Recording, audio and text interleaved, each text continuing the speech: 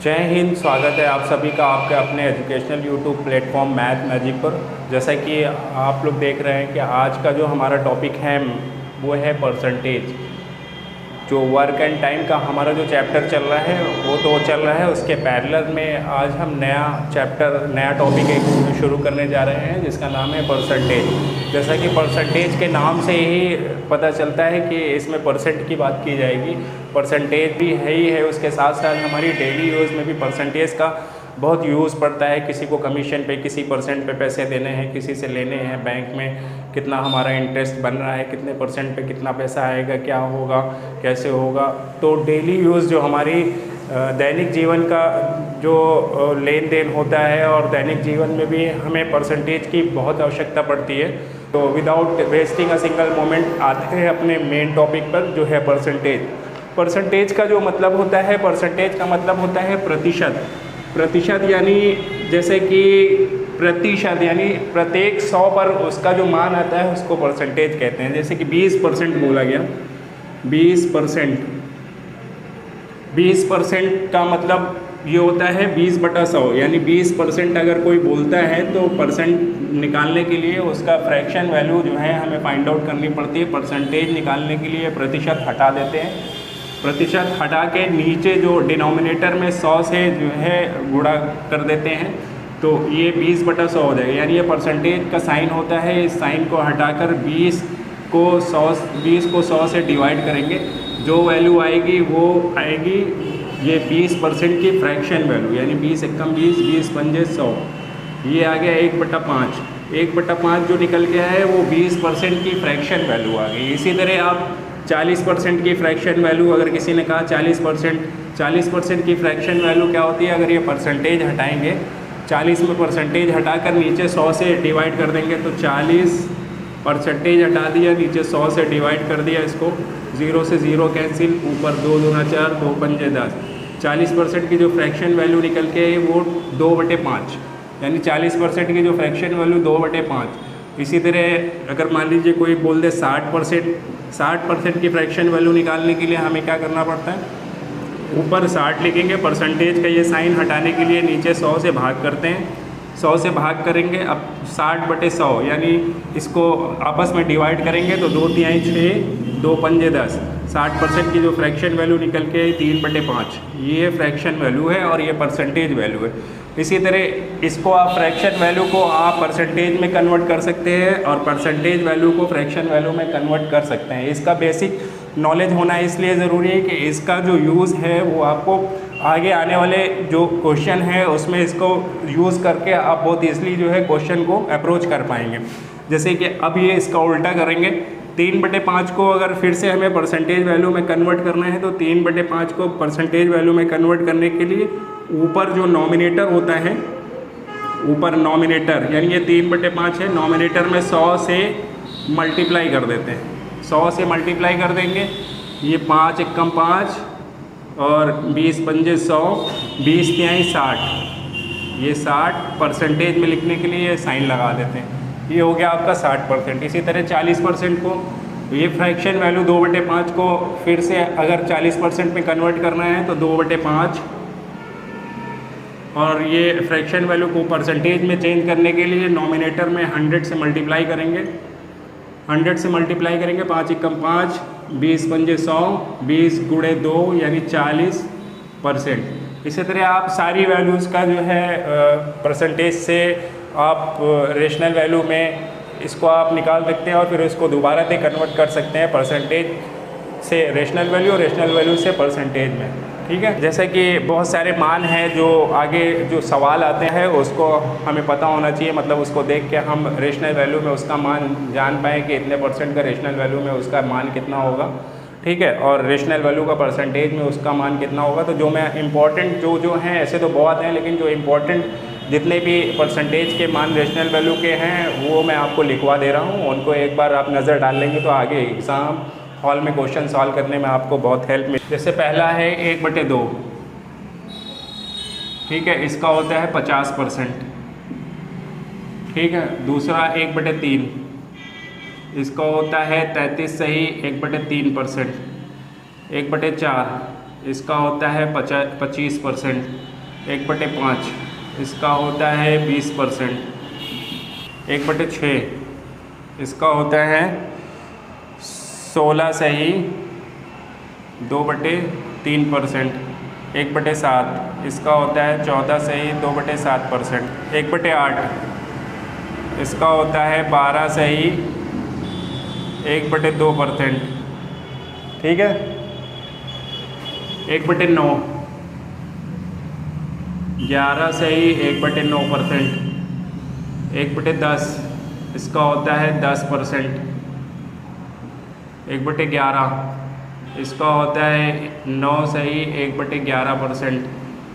1/12 इसका होता है 8 सही 1/3%। ठीक है। 1/20 इसका होता है 5%। 1/25 इसका होता है 4%। और 3/8 इसका होता है 37 सही 1/2%। और 4/7 इसका होता है 57 सही 1/7%। ठीक है।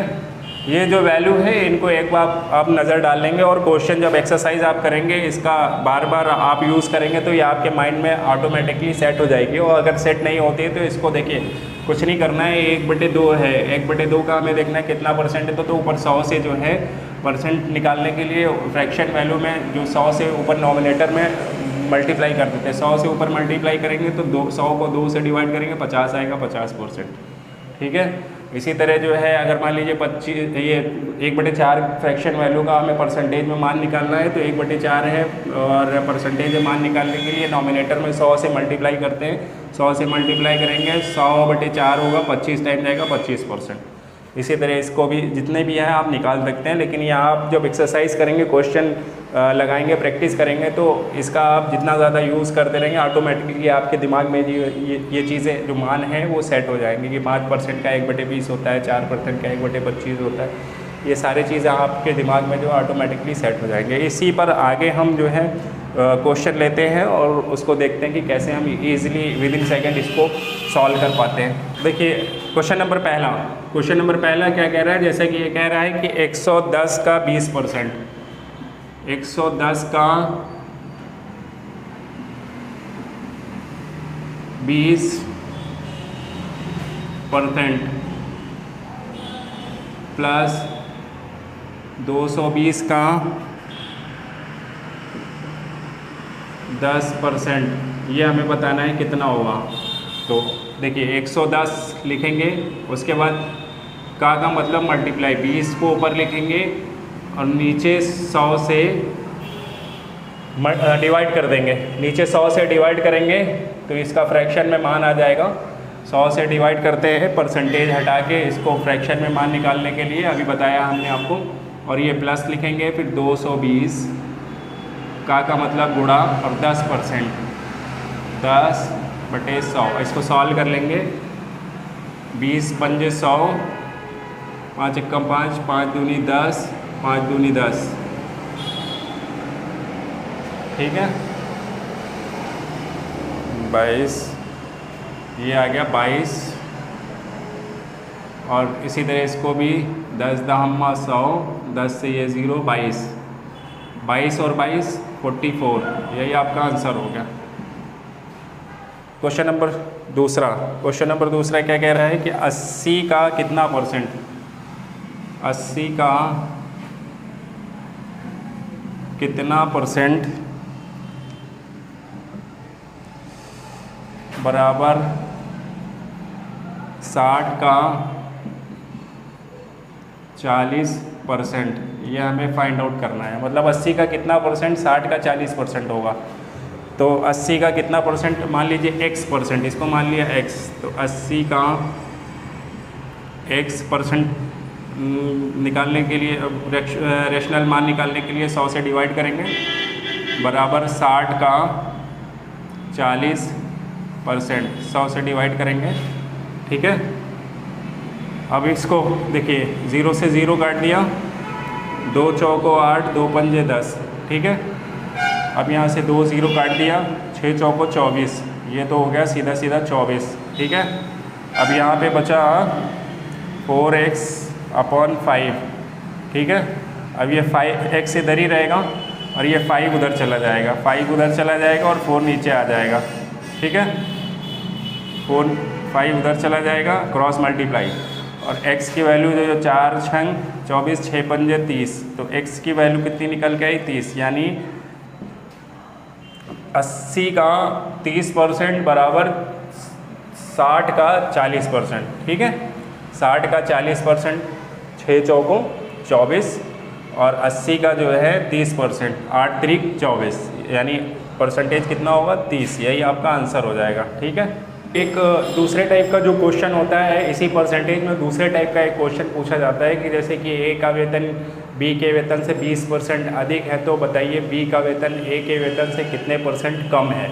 ये क्वेश्चन सुनने में तो बहुत छोटा लगता है, एक लाइन तो होता है, लेकिन ये कन्फ्यूज़न बहुत स्टूडेंट के माइंड में लाता है और इसमें बहुत ज़्यादा कन्फ्यूज़न होता है।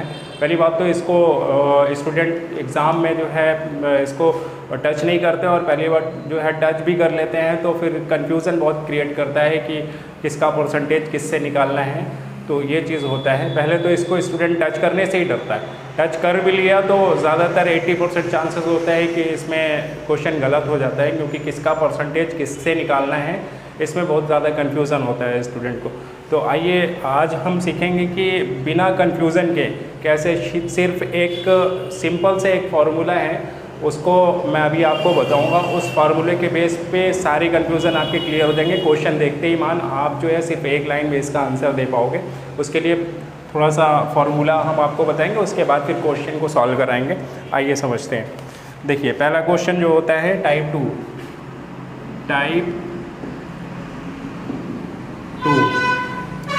होता है। इसमें पहला क्वेश्चन क्या कह रहा है? पहला क्वेश्चन ये कह रहा है कि यदि ए का वेतन बी के वेतन से 50% अधिक है तो बी का वेतन ए के वेतन से कितना % कम है। देखिए इस टाइप के क्वेश्चन को जो परसेंटेज अधिक या कम होता है उस टाइप के क्वेश्चन को करने के लिए एक सिंपल सा फार्मूला होता है केस 1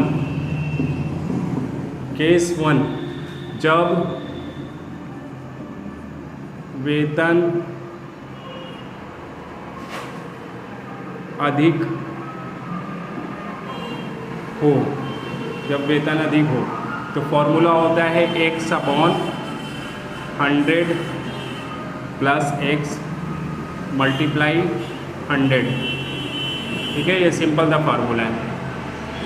और केस 2 जब वेतन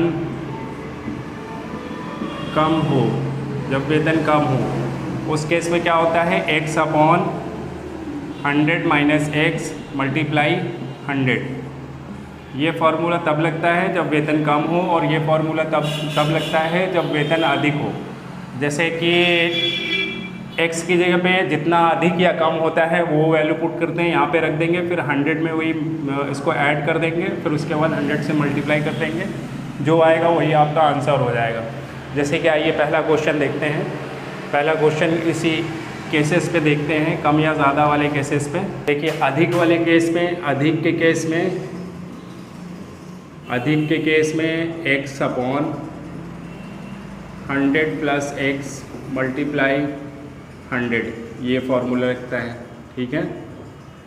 और कम वाले केस में x/100 माइनस x मल्टीप्लाई 100, ठीक है। ये फार्मूले पे बेस पे हम क्वेश्चन सॉल्व करेंगे।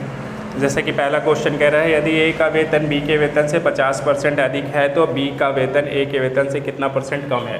देखिए अधिक है, 50% अधिक है, यानी x की जगह पे 50% है, ठीक है। x की जगह पे 50% है। अब वो फार्मूले में अधिक वाले केस में x/100 प्लस x मल्टीप्लाई 100, तो x की जगह पे फार्मूला देखिए x/100 plus x multiply 100, x की वैल्यू पुट करेंगे 50, ठीक है, और 100 प्लस x मल्टीप्लाई 100, ठीक है, मल्टीप्लाई 100 करेंगे तो x की जगह पे 50 है तो यहाँ पे 50 रख देंगे, ठीक है, यहाँ पे 50 रख देंगे, ठीक है, यहाँ पे 50 रख देंगे तो ये हो जाएगा 50, नीचे 150 और ये हो जाएगा 100, 50 एकम 50, 50 थी यहाँ 150, ये आ गया 1/3 और ऊपर ये 100। 1/3 किसका फ्रैक्शन होता है, फ्रैक्शन वैल्यू कितने परसेंट का होता है, 1/3 होता है, 33 सही, 1/3, यही आपका आंसर हो गया, इतना परसेंट,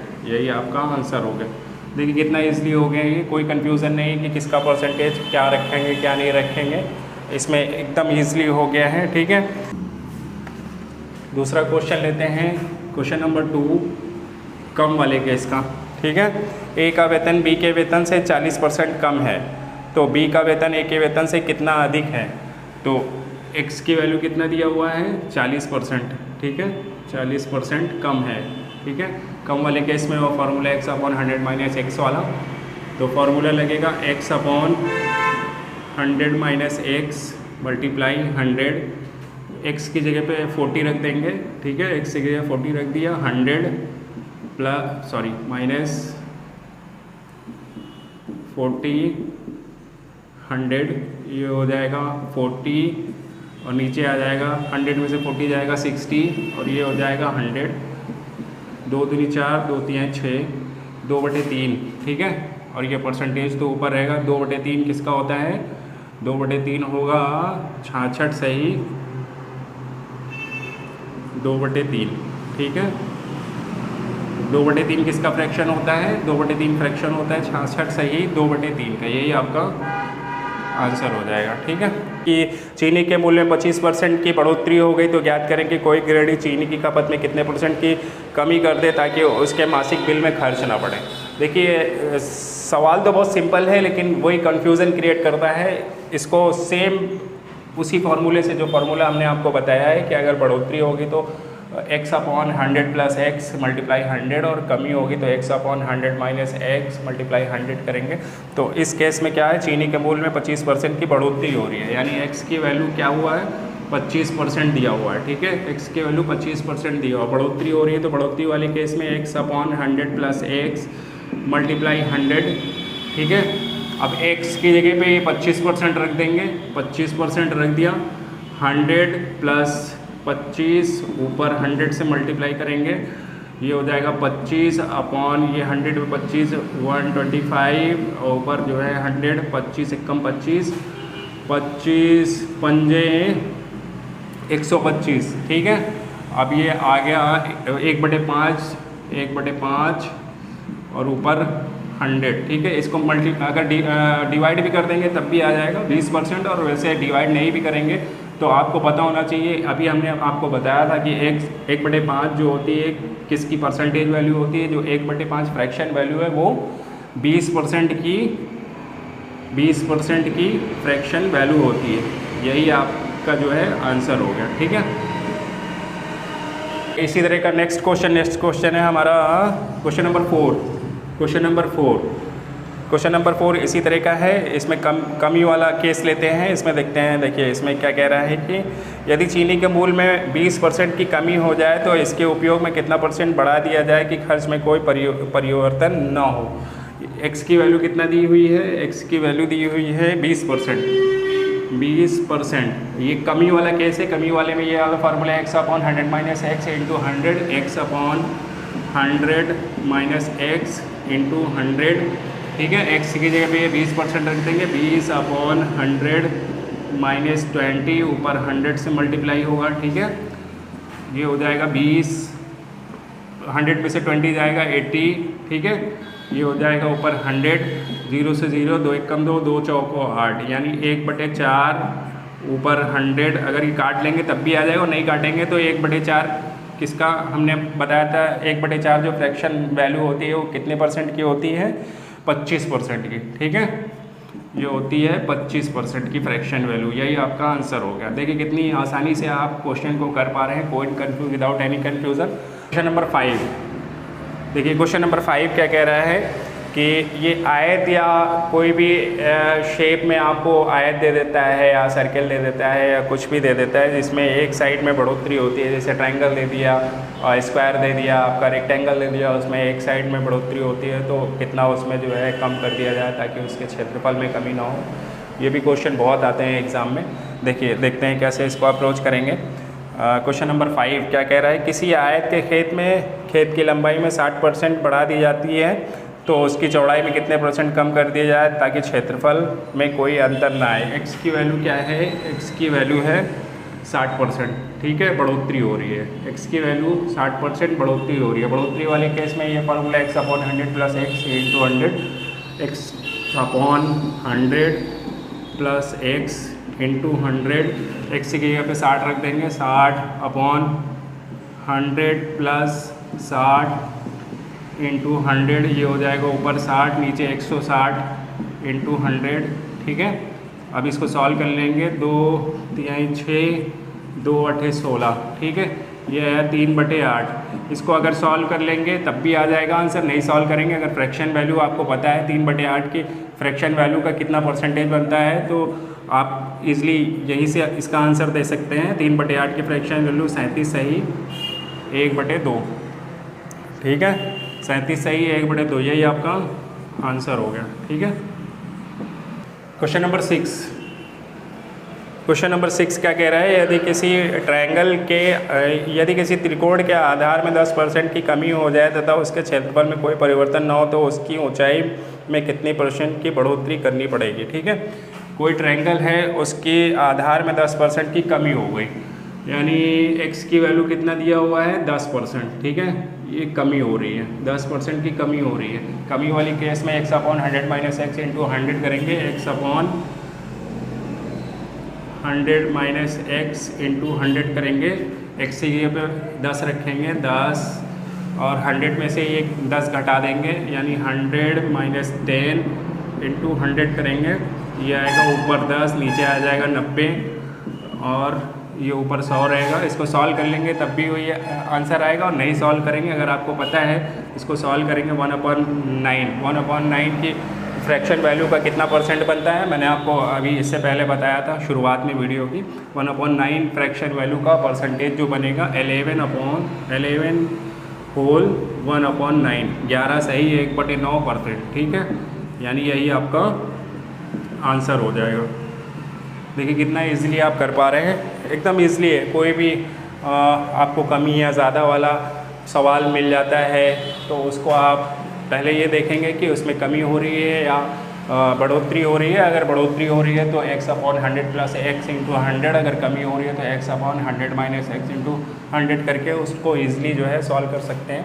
और इतना लंबा तो मैं आपको समझाने के लिए बोल रहा हूँ, इसको देखिए विदिन सेकंड आप देख के भी क्वेश्चन कर सकते हैं। जब 10% की कमी हो रही है ऊपर 10 रहेगा, नीचे 100 में से 10 माइनस करेंगे 90 आएगा, ऊपर 100 रहेगा। इसको 10 और उसमें 90 में 0 0 कैंसिल कर देंगे, 1/9 किसका फ्रैक्शन होता है 11 राइट 1/9, 11 सही 1/9 का ये फ्रैक्शन % होता है, ठीक है।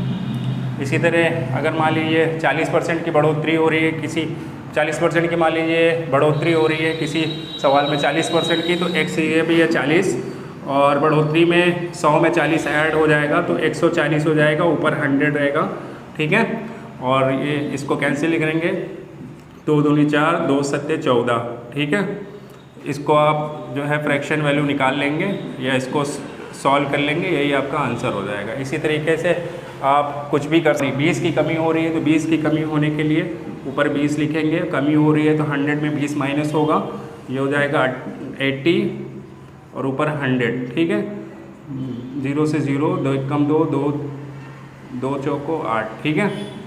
1/4 किसका फ्रैक्शन होता है, फ्रैक्शन वैल्यू कितने % की होती है 1/4 25% की, ठीक है। इसी तरीके से आप देख के, ये तो मैंने आपको समझाने के लिए पूरा प्रोसेस से एक एक स्टेप करके बताया है, वरना इतना करने की ज़रूरत नहीं होती है। आप माइंड में भी इसको देख सकते हैं। जैसे 20% है, 20 ऊपर लिखा और 20% में 100 में से माइनस करेंगे। अगर माइनस हो रहा है तो माइनस करेंगे, यहाँ पे 80 आएगा, यहाँ पे तो 100 आप जो है अपने माइंड में ही सोच सकते हैं। 0 से 0 कैंसिल है, 2 एकम 2, 2 चौकोट 1/4, 1/4 का मतलब 25%। ठीक है, ऐसे आप आंसर करेंगे एग्ज़ाम में। देखिए इसी का टाइप 3 जो होता है, अब जैसे जो टाइप 3 होता है उसमें आपको लगातार वृद्धि या लगातार कमी दे दिया जाता है, या मान के चलिए कभी एक बार वृद्धि दे दिया जाता है, एक बार कमी दे दिया जाता है। तो उसको कैसे निकालते हैं, जैसे कोई दुकानदार है अपने सामान पर लगातार पहले 10% बढ़ाता है, फिर बढ़े हुए मूल्य पर 20% और बढ़ा देता है, तो उसके जो बिक्री मूल्य है उस पर कितना परिवर्तन आएगा उसको निकालना होता है, उसको फाइंड आउट करना होता है। या पहले 20% कम करता है, फिर उस पर 40% और कम कर देता है, तो उस पर कितना परसेंटेज कमी आई वो फाइंड आउट करना होता है। या इसी को घुमा के पहले 20% बढ़ाता है, फिर बढ़े हुए मूल्य पर 10% कम कर देता है, तो उस पर कितना परिवर्तन आएगा वो आपको निकालना होता है। उसके लिए आपको फॉर्मूला एक मैं बताता हूँ, जैसे कि लगातार वृद्धि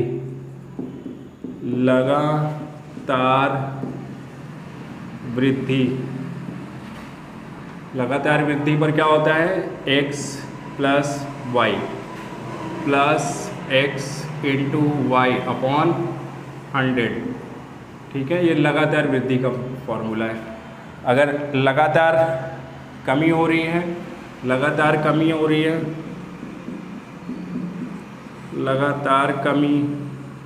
कमी पे जो फॉर्मूला होता है -x - y प्लस हो जाएगा x × y अपॉन 100। ये फॉर्मूला होता है लगातार कमी पे। ठीक है, लगातार कमी अगर किसी सामान के मूल्य पर हो रही है तो उस पर ये फॉर्मूला, लगातार वृद्धि हो रही है तो ये फॉर्मूला, और पहले वृद्धि फिर कमी, x में वृद्धि हो रही है, पहले ही x प्लस में रहेगा, फिर कमी हो रही है y माइनस में रहेगा, प्लस माइनस y हो जाएगा x × y अपॉन 100। ठीक है, ये हो जाएगा। ठीक है, उसके बाद अगर पहले कमी फिर वृद्धि, पहले कमी फिर वृद्धि, ये x है पहली वैल्यू है, ये माइनस में कमी हो रही है, उसके बाद फिर वृद्धि हो रही है, ये प्लस में होगा, फिर उसके बाद प्लस माइनस हो जाएगा x × y अपॉन 100। ठीक है, ये फार्मूला रहेगा। इस फार्मूले पे जो है आइए एक दो क्वेश्चंस इस पे भी कर लेते हैं। ये फार्मूला आपको याद करके रखना है। देखिए इस जो अभी फार्मूला आपको बताया उस फार्मूले पे पहला क्वेश्चन, यदि कोई दुकानदार पहले किसी सामान का मूल्य 25% बढ़ाता है, 25% बढ़ा दिया, फिर बाद में 20% और बढ़ाता है, तो उसके मूल्य में कितने प्रतिशत की वृद्धि होगी। x का वैल्यू कितना दिया हुआ है, पहले 25% बढ़ाता है प्लस में, ठीक है, फिर y की वैल्यू कितना दिया हुआ है, 20% बढ़ाता है बाद में, ठीक है। x और y की वैल्यू दिया हुआ है, अगर दोनों वृद्धि हो, दोनों वृद्धियों के केस में जो है फॉर्मूला क्या होता है, x + y + x × y upon 100। ये फार्मूला यूज़ करेंगे और आंसर झटपट निकाल लेंगे। x और y की वैल्यू पुट कर देंगे 25 + y की वैल्यू 20 प्लस x की वैल्यू 25, y की वैल्यू 20 अपॉन 100, ठीक है। इसको निकालेंगे 25 × 20 = 45 प्लस 25 दूना 50 और ये 0, ठीक है। 100 × 5 = 500, 45 + 5 ये आया 50, यही आपका आंसर हो गया, ठीक है।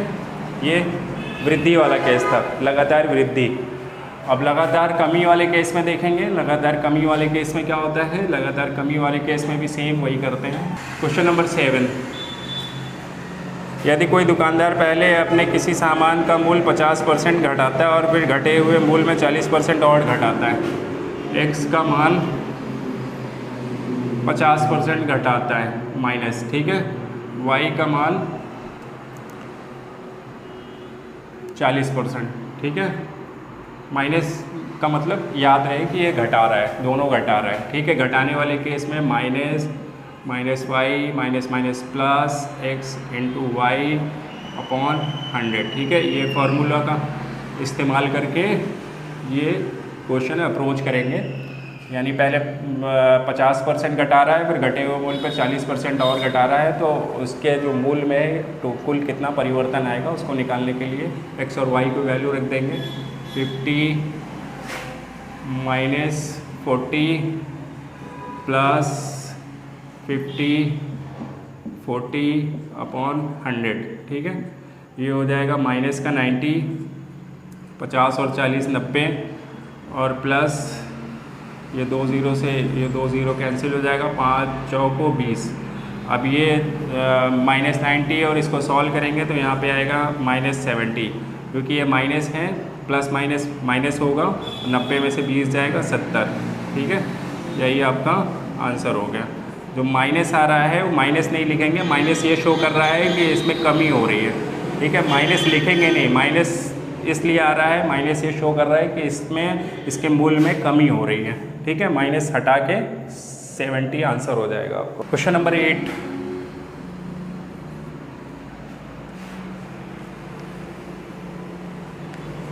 क्वेश्चन नंबर 8 क्या कह रहा है कि यदि पंखे के मूल्य में 20% की वृद्धि हुई, x की वैल्यू प्लस 20 यानी 20% की वृद्धि हुई, और y की वैल्यू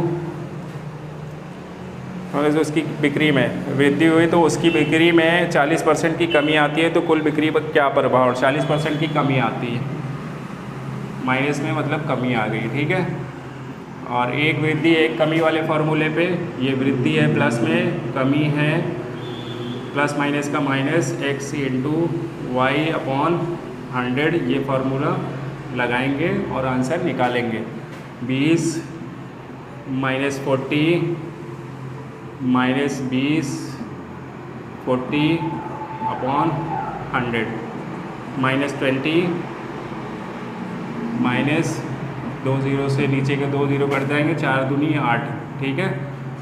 माइनस 20 और माइनस 8 ये हो जाएगा, ऐड हो जाएगा, ये हो जाएगा 28 और साइन रहेगा माइनस का, ठीक है, माइनस 28, ठीक है।